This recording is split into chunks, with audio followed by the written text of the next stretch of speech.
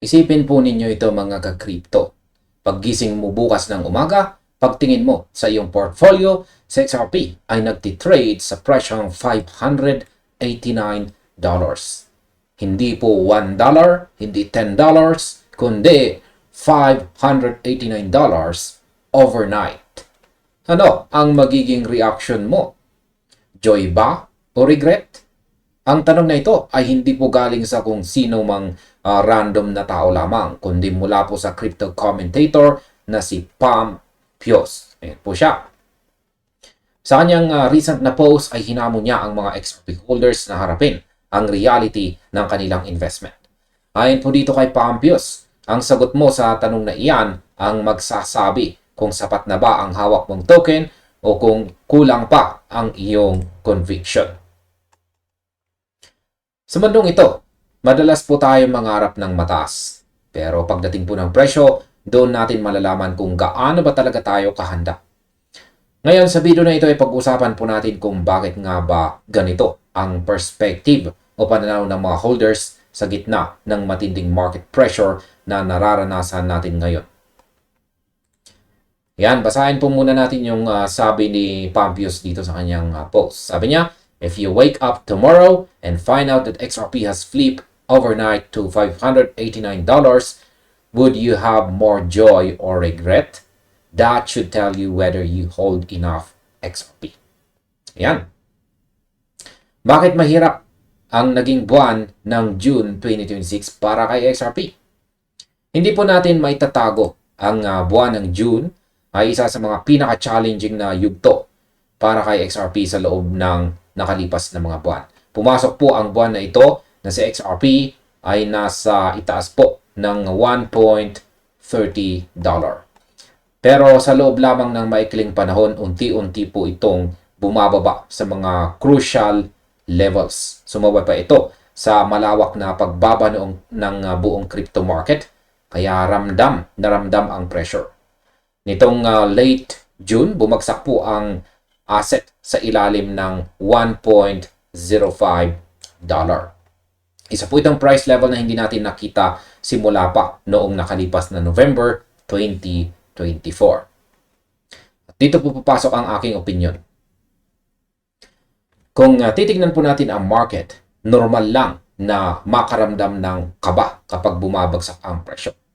Lalo na kung ang reference point mo ay ang nakaraang mataas na presyo. Pero ang pagbaba na ito ay hindi lang basta pagbaba. Ito po ay isang test ng mental toughness.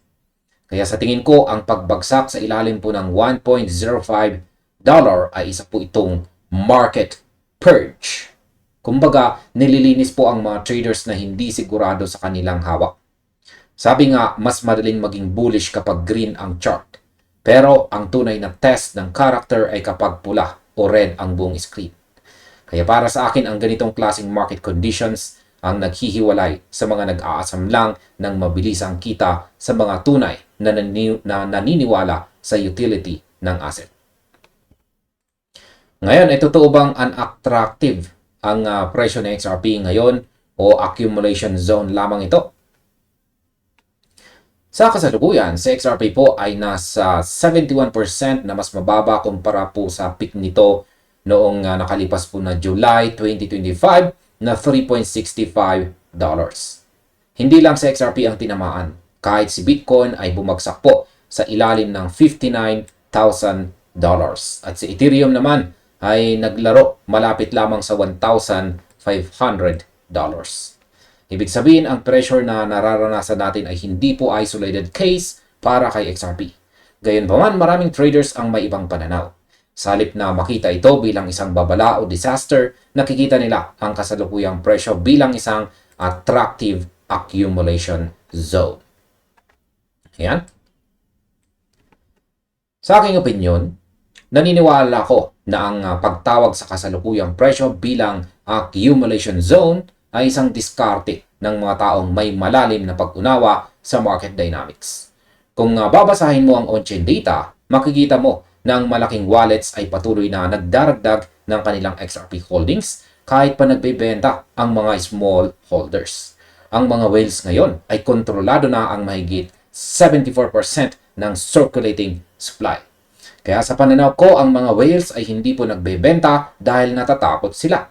Sila ay bumibili dahil alam nilang ito ang discount window.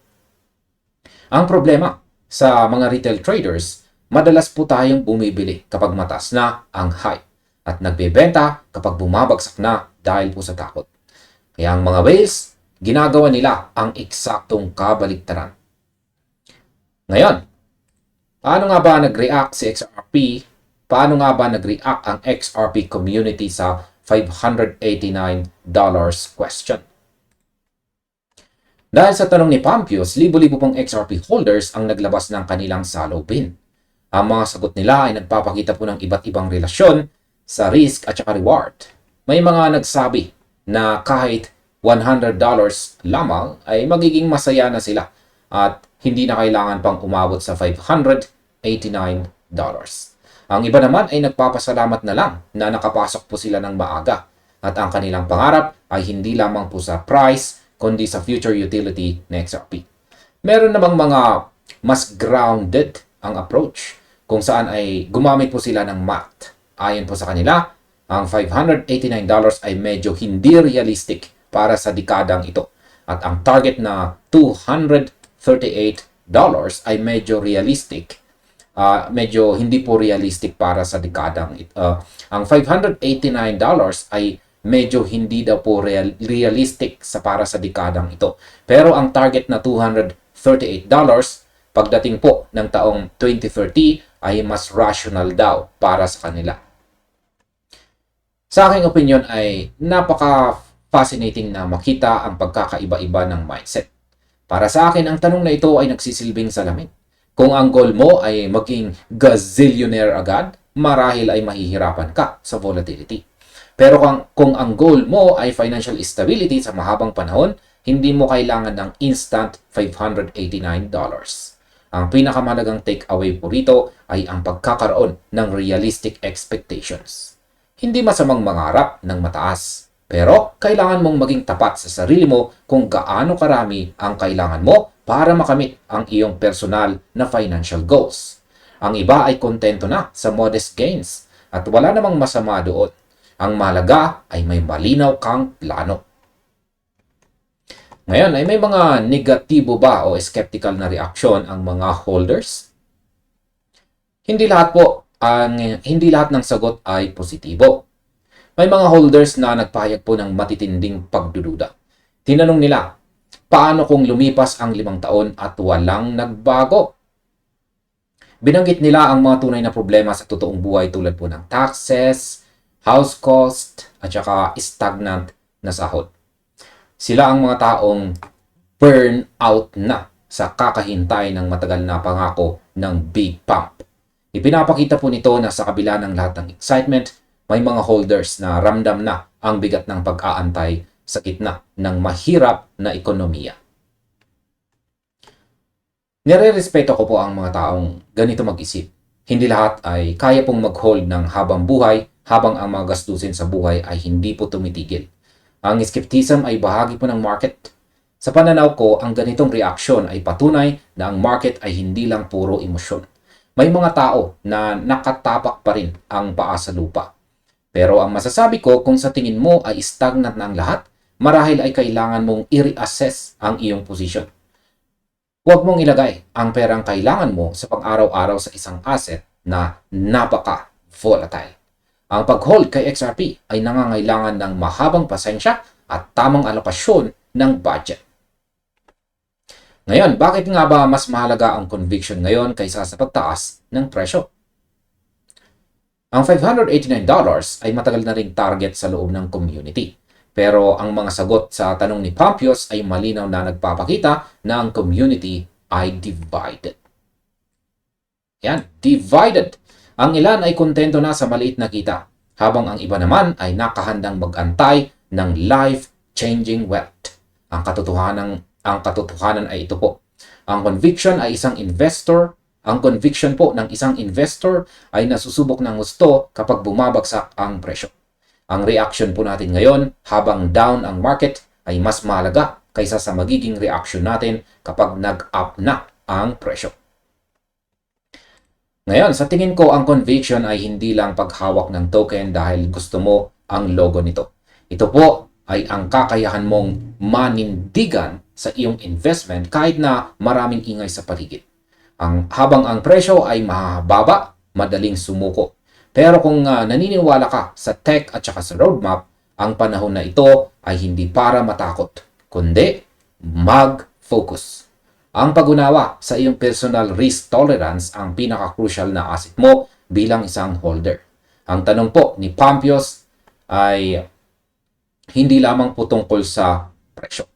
Ito ay tungkol sa kung kilala mo na ba ang sarili mo bilang investor.